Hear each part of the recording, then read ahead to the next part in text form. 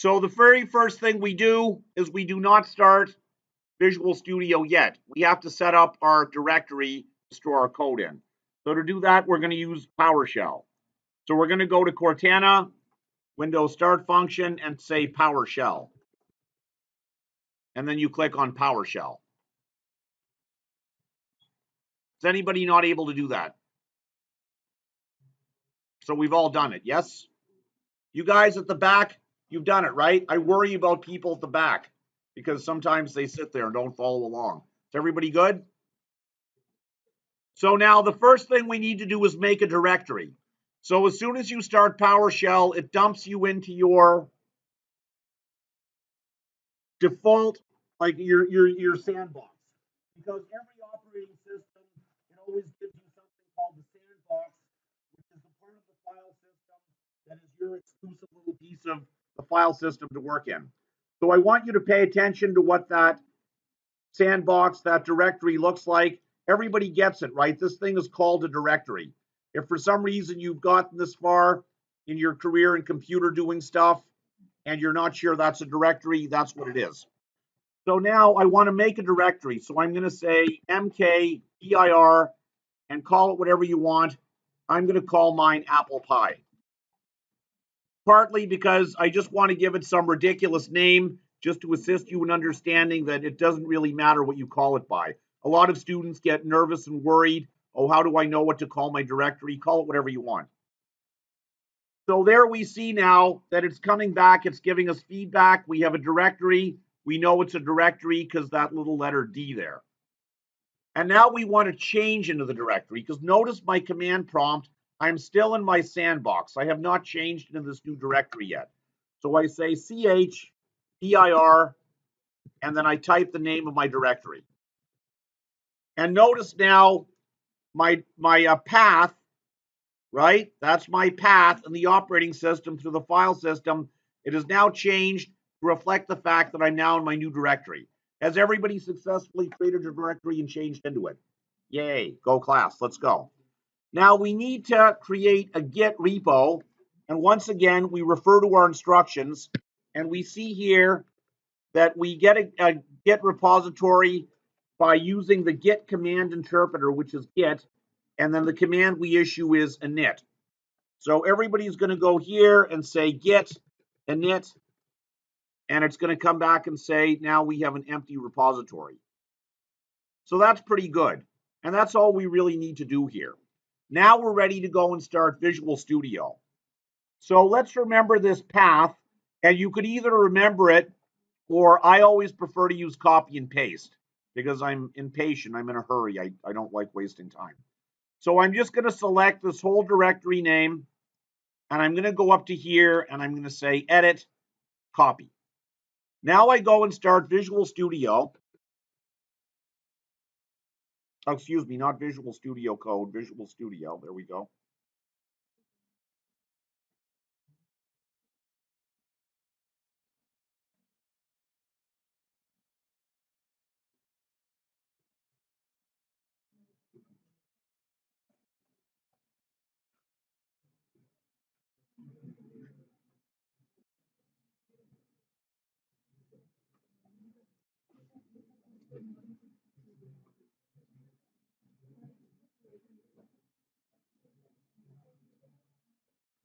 All right, now I should have it open, hopefully. There it is.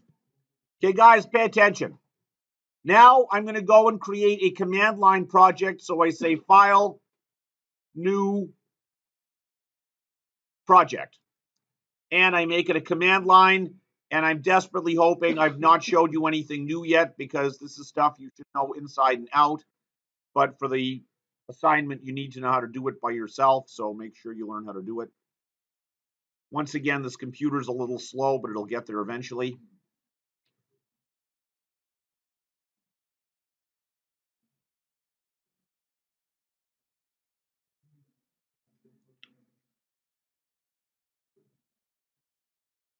When you're watching the video, you know that you can fast forward past stuff. Like if it's stuff you already know, just fast forward past it if you need to get stuff you don't know.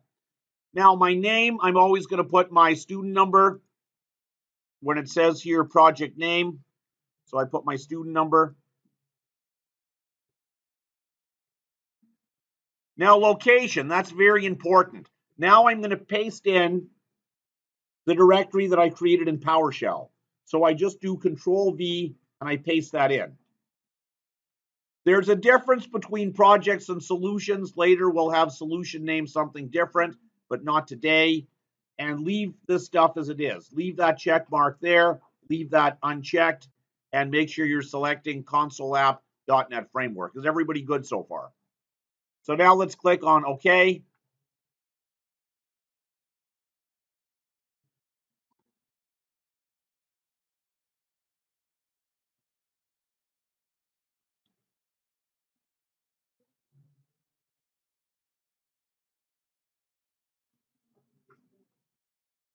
And your computers are probably going much faster than mine, but just bear with me while I catch up.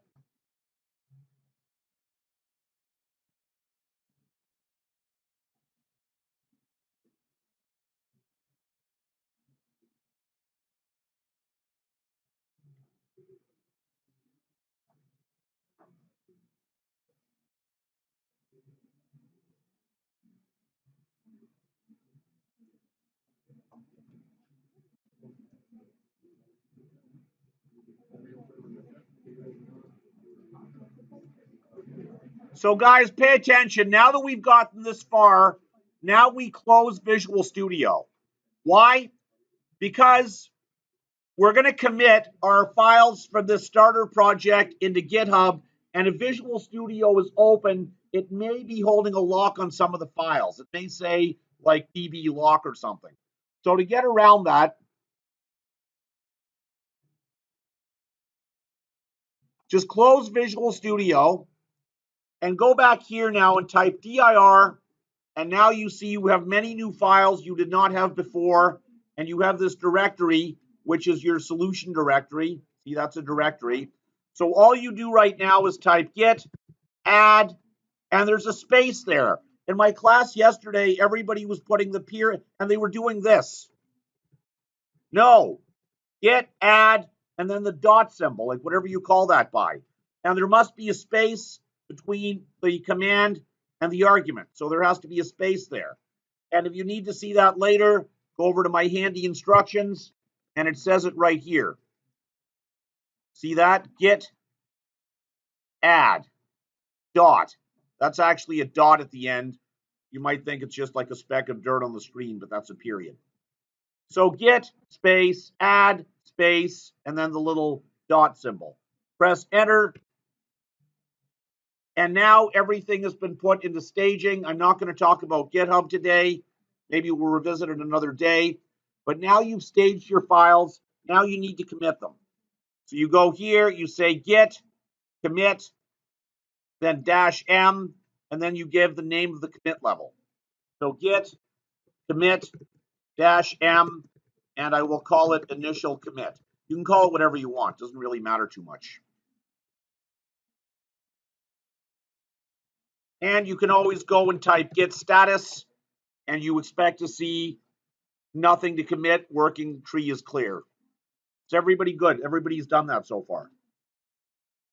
Now, the next thing we need is we go back to our instruction set, and it says here that we now want to get ourselves up to GitHub. So how do we get up to GitHub?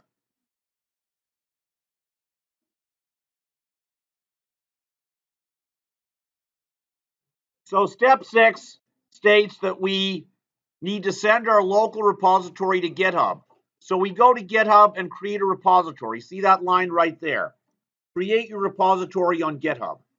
So go and log on to GitHub.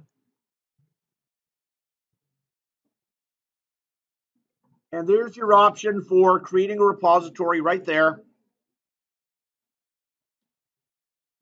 So everybody click on the word new on the button that says new. And the name does not matter. I personally always name things by date. Just I can find it later. So you use any name you like. Well, actually, no, that's not true. Because for today, we have to follow a special naming convention.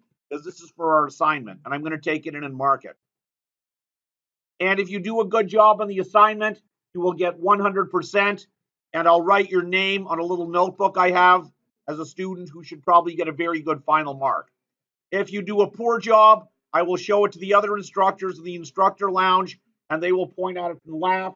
And even though you won't be there, you should know you're being laughed at. So therefore, just do a good job and avoid all that happening. So the name we want to call it by is your course code, which is CSD 3354 hyphen assignment. Whoops, I ran out of space. Let me change the orientation.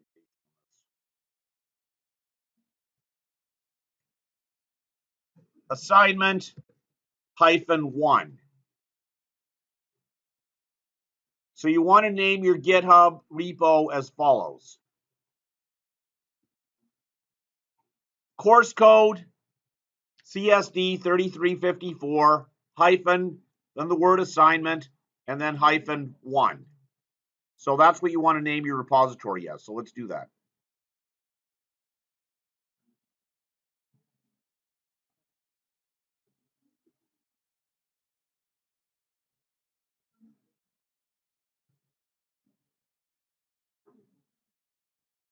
So here I'm going to say CSD 3354 hyphen assignment hyphen 1. And there's like a little check mark, so that's pretty good. So that's working. Description makes absolutely no difference. You can have a description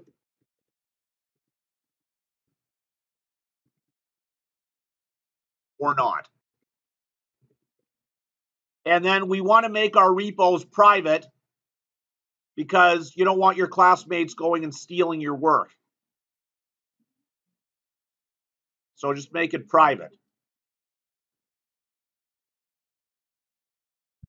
And then you want to click on Create Repository.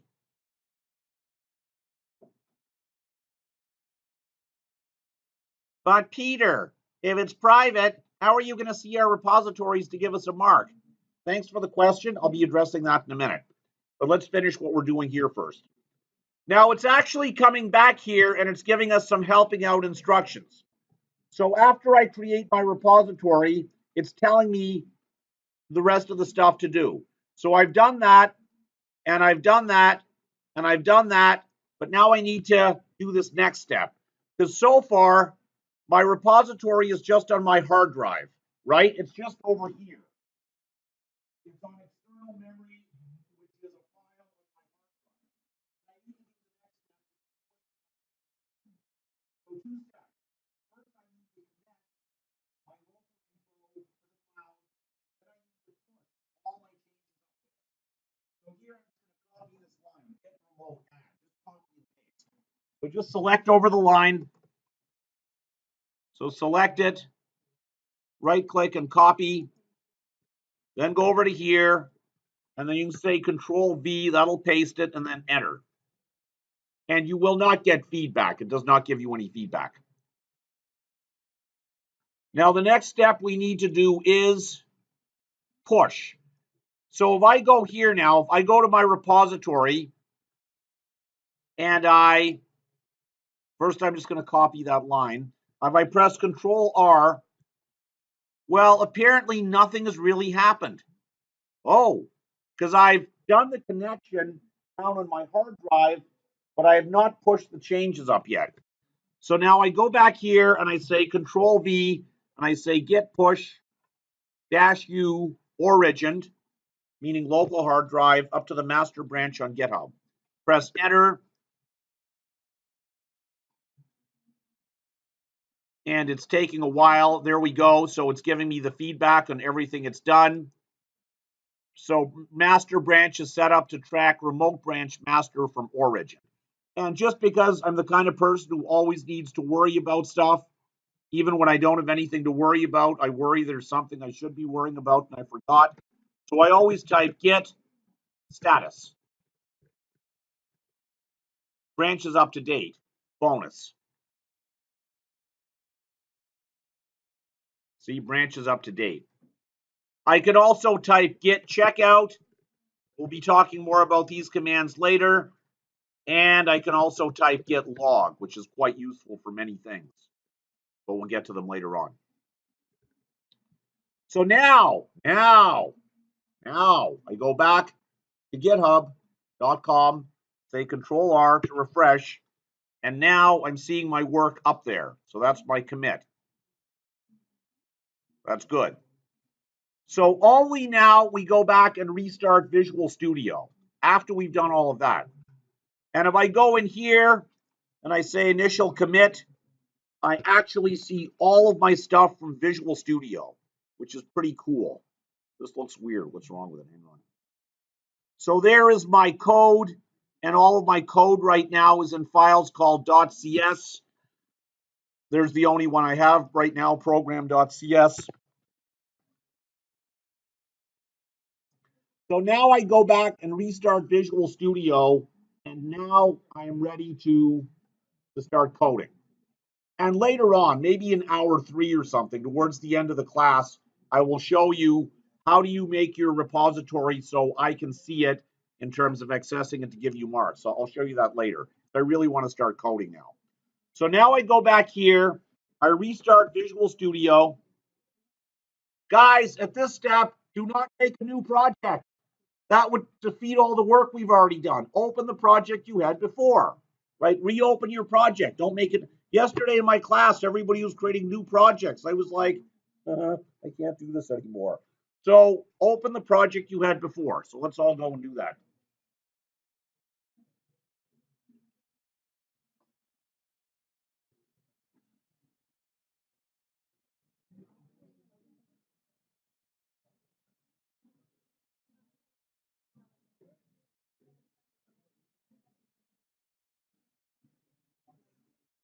All right. So I can actually go right here in my start page. It's showing me my last project. So I can just double click on that to enter it. See, there's apple pie.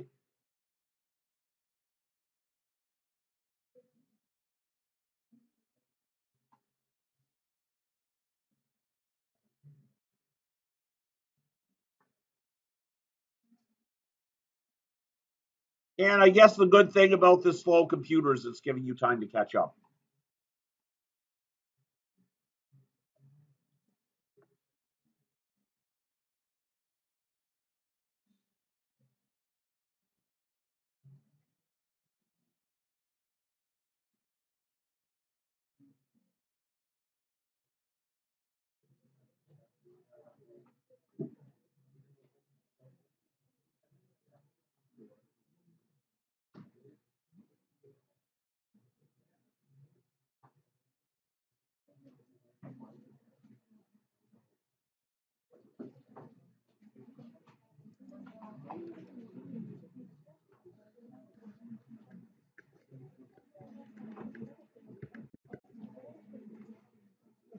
So now that we've done all this, now we are ready to code. And I'm just putting that there to close off the video. So during the break, I'll upload this video if you want to